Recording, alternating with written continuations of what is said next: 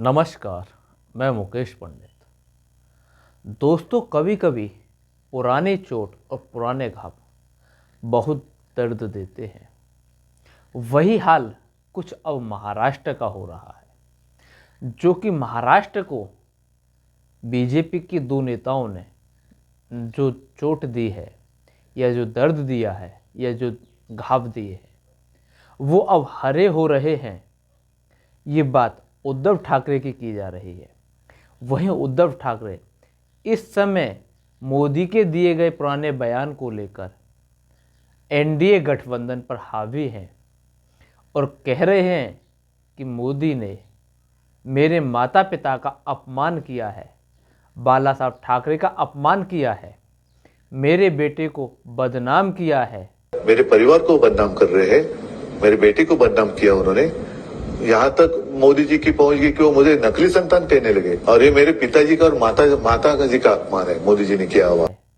वहीं पर बाला साहब ठाकरे उस परिवार से ताल्लुकात रखते हैं, केशव सीताराम ठाकरे, जो प्रबोधन ठाकरे के नाम से जाने जाते हैं।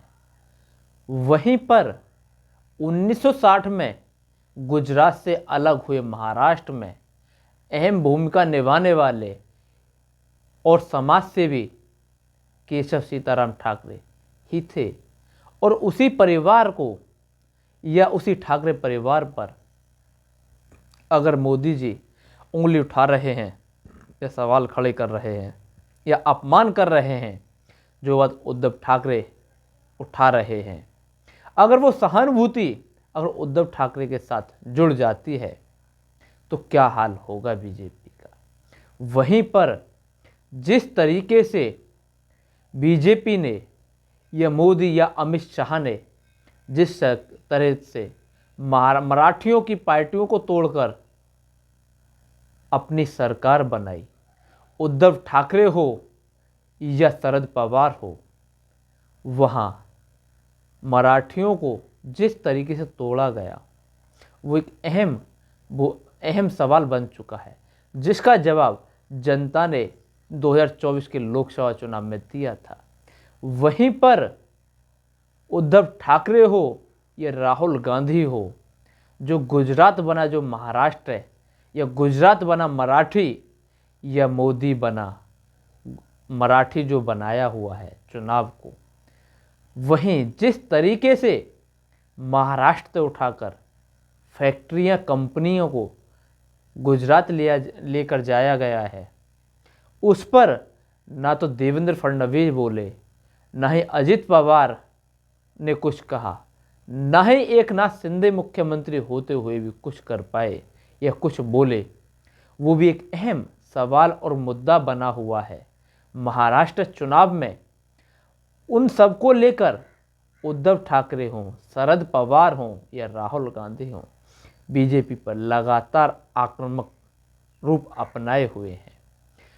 अगर ये जिस तरीके से मोदी शाह ने या अडानी ने जो नुकसान पहुंचाया है महाराष्ट्र को, जो जनता के अंदर एक आक्रोश पैदा कर रहे हैं उद्धव ठाकरे और राहुल गांधी, और वही महाराष्ट्र का जो चुनाव है वो तीन लोग एक तरफ हैं, मोदी, शाह और अडानी, दूसरी तरफ राहुल, शरद पवार और उद्धव ठाकरे हैं। वहीं ये चुनाव महाराष्ट्र बना गुजरात होता हुआ नजर आ रहा है। वहीं राहुल के हाथ में मोदी जी की ऐसी कौन सी नवज हाथ लगी है जिससे कि बीजेपी महाराष्ट्र में बौखलाई हुई है, या फिर ये कहें कि राहुल गांधी जिस तरीके से बीजेपी पर आक्रामक रुख अपनाए हुए हैं और यहाँ तक कह रहे हैं कि जो महाराष्ट्र की जो ज़मीनें हैं कौड़ियों के भाव अपने औद्योगपति मित्रों को दी जा रही हैं। वही महाराष्ट्र का वही मुंबई, जहाँ पर लाखों करोड़ों अरबों की जो ज़मीन है, जहाँ 1 इंच ज़मीन लेना खरीदना बहुत बड़ी बात है, वहाँ पर अच्छी तादाद में अरबों खरबों की ज़मीन अडानी को जो दी जा रही है। धारावी की जमीन चाहिए थी उनको, 1 लाख करोड़ रुपए की जमीन है, अदानी जी के हवाले करनी थी, इसीलिए आपकी सरकार गई। अब मैं आपसे पूछता हूं, संविधान में कहां लिखा है कि एमएलए को पैसे देकर सरकार को गिराना चाहिए? कौन से पेज पे लिखा है, मुझे बता दो। सुना है महाराष्ट्र की सरकार चल रही है, तो मुझे आप बताइए, अगर महाराष्ट्र की सरकार चल रही है तो वेदांता फॉक्सकॉन का जो सेमीकंडक्टर प्लांट है, 1.5 लाख करोड़ रुपए का प्लांट, लाखों रोजगार देने वाला प्लांट, महाराष्ट्र से गुजरात कैसे चला गया?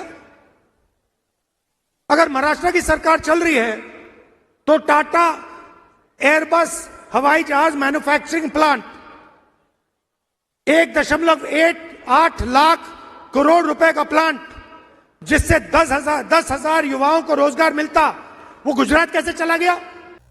सोशल मीडिया पर एक वीडियो वायरल किया जा रहा है, यह वीडियो वायरल भी हो रहा है, और वहीं पर कांग्रेस के यूथ के पूर्व राष्ट्रीय अध्यक्ष श्रीनिवासन की आईडी पर भी पड़ा हुआ है। उस वीडियो के माध्यम से कांग्रेस एक हमला कर रही है और कह रही है कि राहुल गांधी के हेलीकॉप्टर को क्यों नहीं उड़ने दिया जा रहा।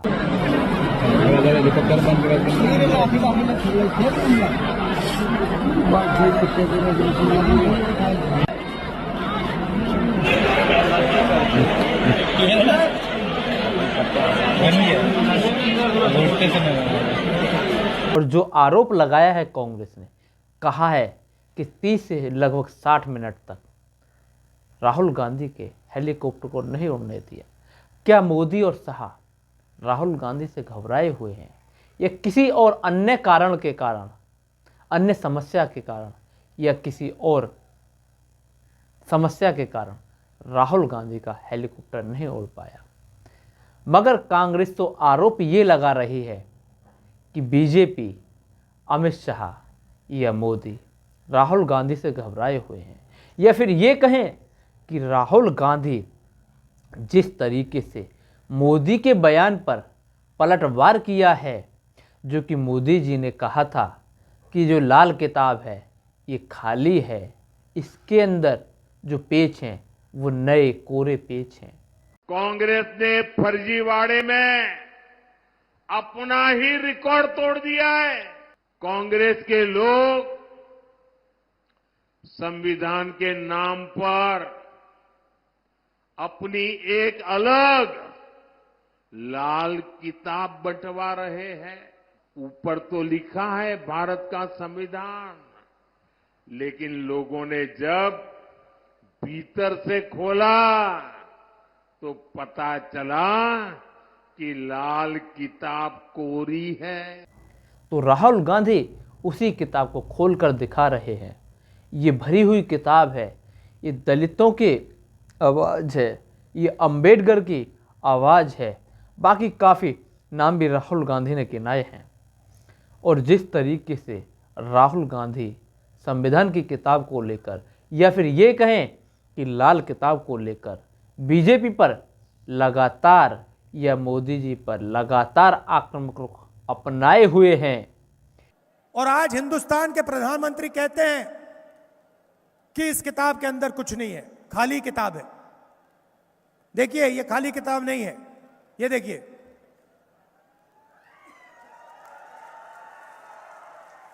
वो उनको खाली लगती है क्योंकि उन्होंने ये किताब कभी नहीं पढ़ी। आरएसएस के लोग इस किताब को मानते नहीं हैं, इसको पढ़ते नहीं हैं।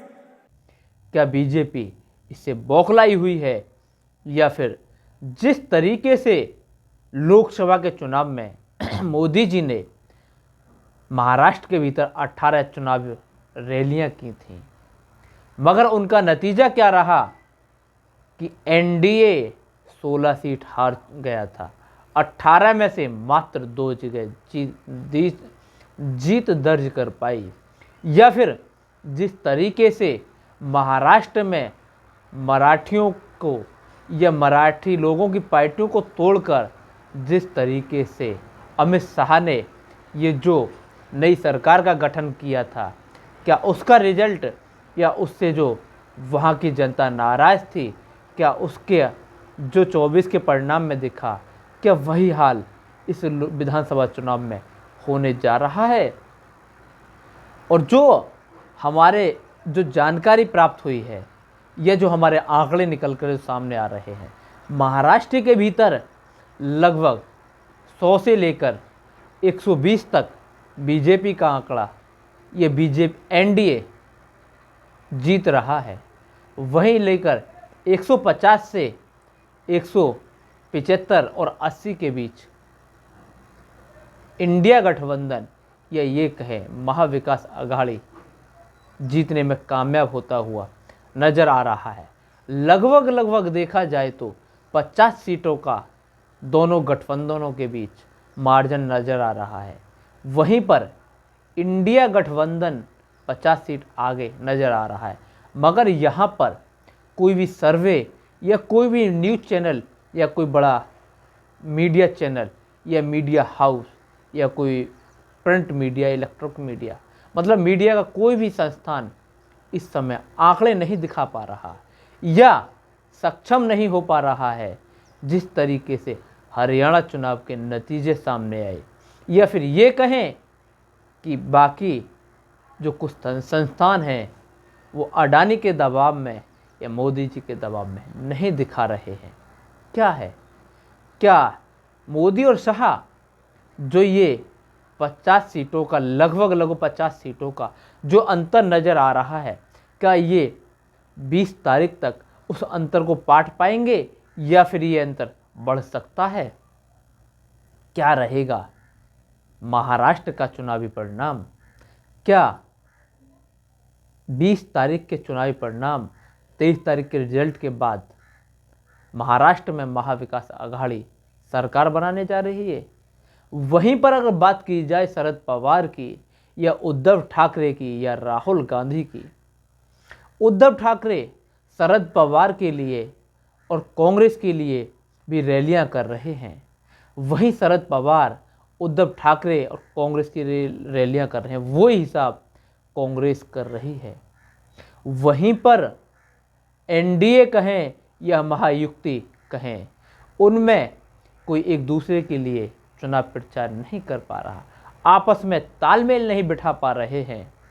जो देखा जाए, ये जो सामने आ रहा है कि अजीत पवार या अजीत दादा कह रहे हैं कि मुझे मोदी और शाह के, या फिर ये कहें कि मोदी और योगी की चुनावी रैलियों की ज़रूरत नहीं है और वो अपने क्षेत्र में आने से मना कर रहे हैं। वहीं पर अजीत दादा पर देवेंद्र फडणवीस पलटवार करते हुए नजर आ रहे हैं। देवेंद्र फडणवीस कह रहे हैं कि अजीत दादा उन लोगों के साथ रहे हैं या उस विचारधारा के साथ रहे हैं, उन्हें हिंदुत्व सिखाने में या उन्हें सीखने में भी समय लगेगा, और वो कटाक्ष कर रहे हैं। क्या ये एक दूसरे को ही हरा रहे हैं या आपस में ही एक दूसरे को हराने की कोशिश कर रहे हैं?